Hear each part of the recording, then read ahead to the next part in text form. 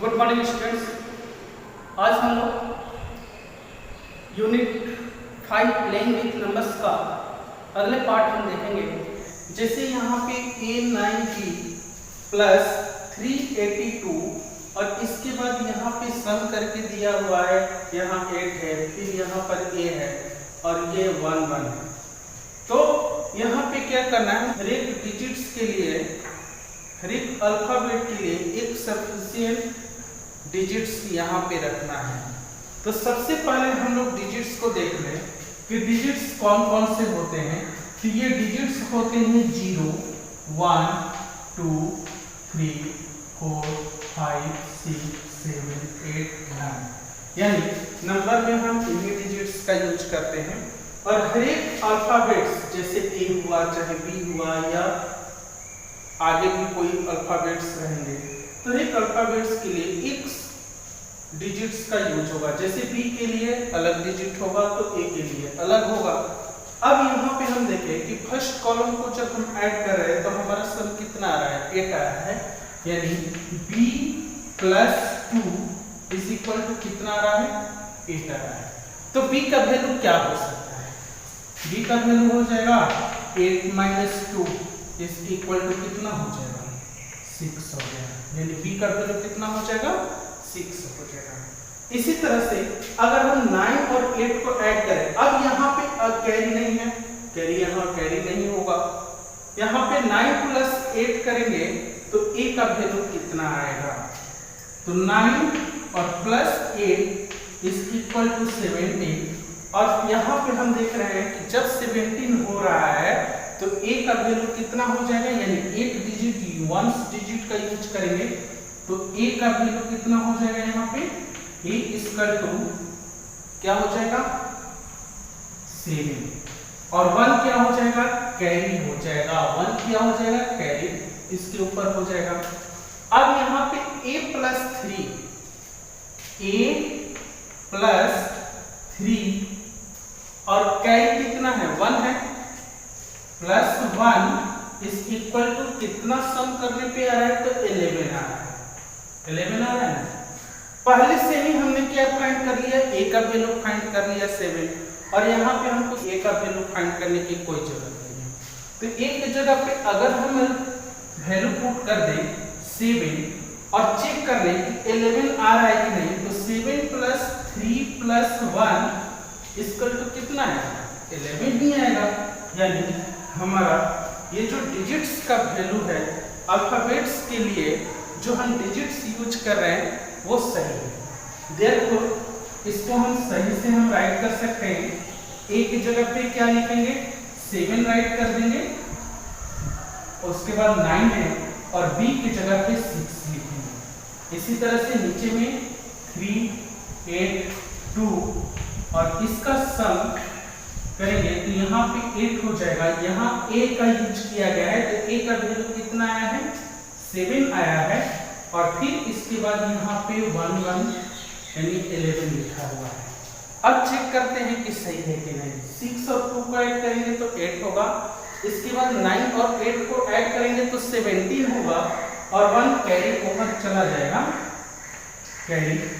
इसके बाद 7 + 3 equal to 10, और 10 और 1 11, यानी हमने जो a और b का वैल्यू रखा है वो बिल्कुल सही है।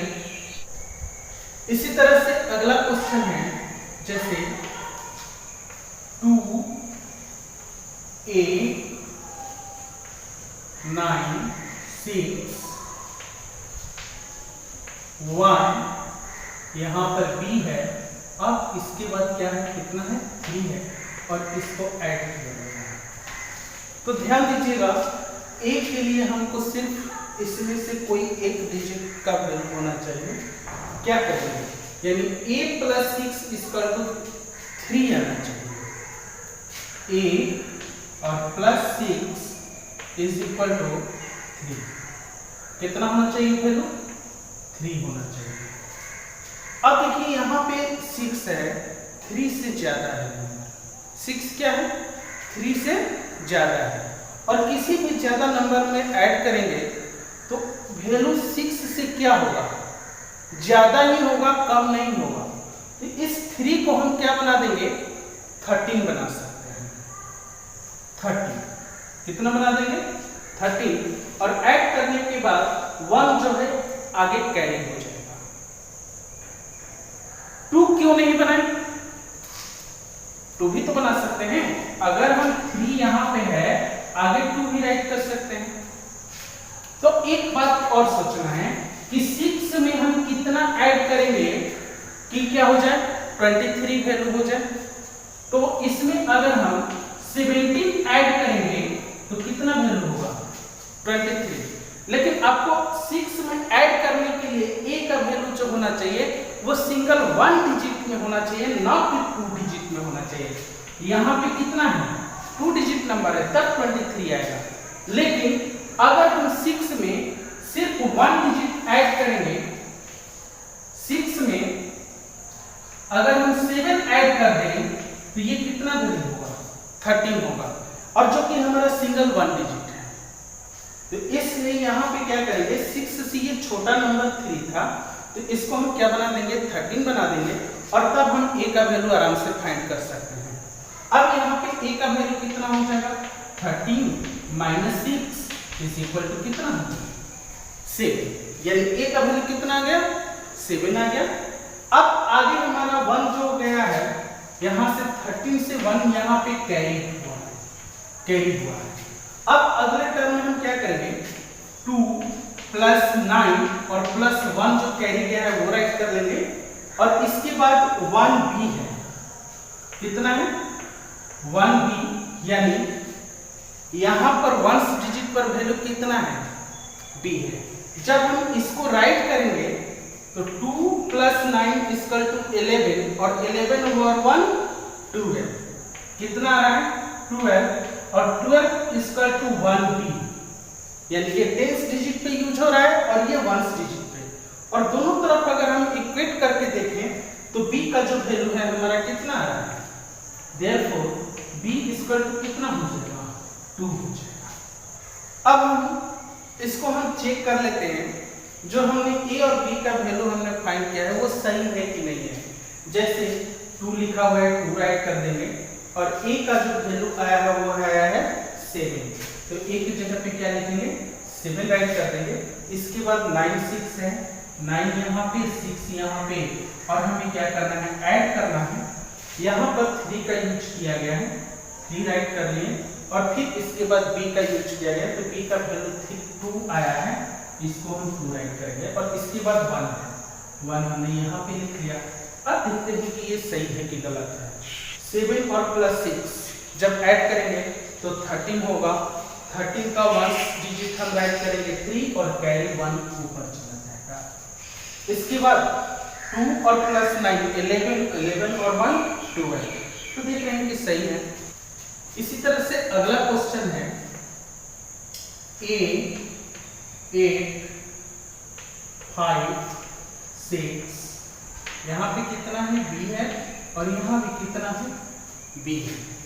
अब ध्यान दीजिए कि इसको क्या करना है, सब्ट्रैक्ट करना है, यानी 8 में से 6 को माइनस करेंगे तो कितना बचेगा, 8 माइनस 6 इज इक्वल टू कितना दे रहा है, यहाँ पे b दे रहा है, b का वैल्यू दे रहा है, यानी अगर हम 8 में से 6 माइनस कर देंगे कितना होगा, 2, यानी b का वैल्यू कितना हो जाएगा, 2 हो जाएगा। ठीक है, कितना हो जाएगा, 2 हो जाएगा। Therefore b equal to 2।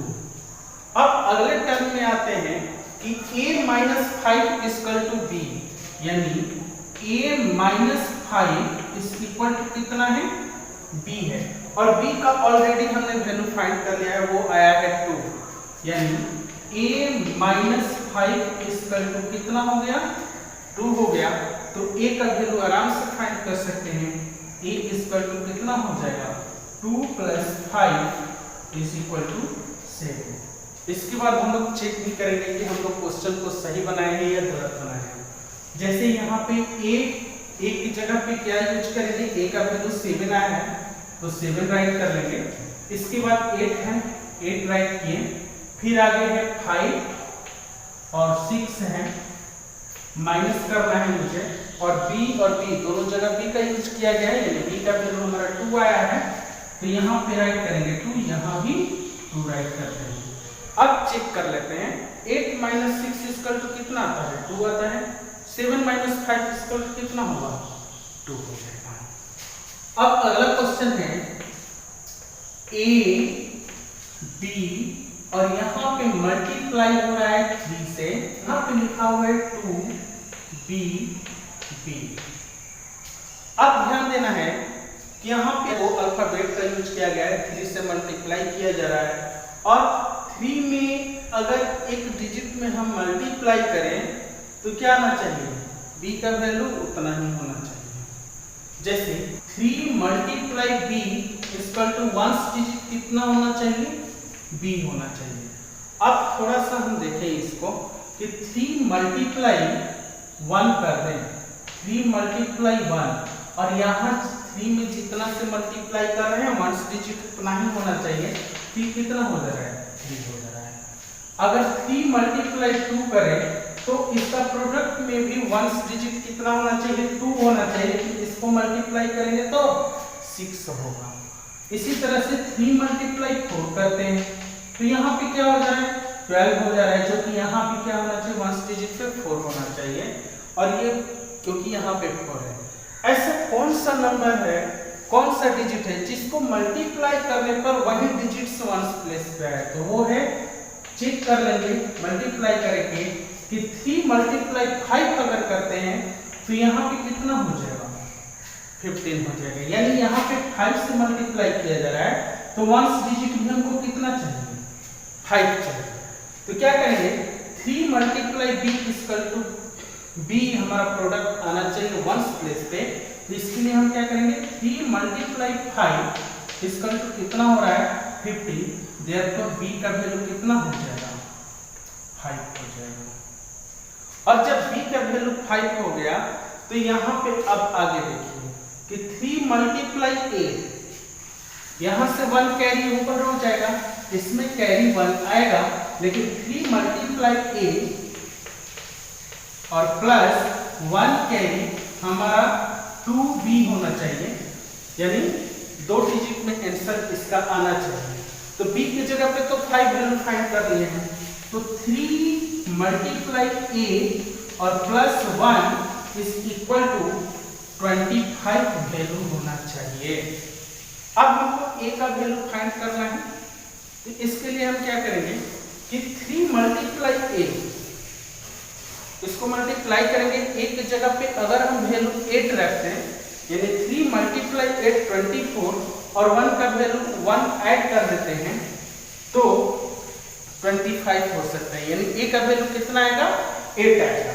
और नहीं तो इक्वेशन के थ्रू इसको सॉल्व कर सकते हैं, तो क्या हो जाएगा, 3 multiply 8 equal to 25 minus 1, 3a equal to 24, therefore a का वैल्यू कितना हो जाएगा, यानी 24 डिवाइडेड बाय 3 इक्वल टू 8।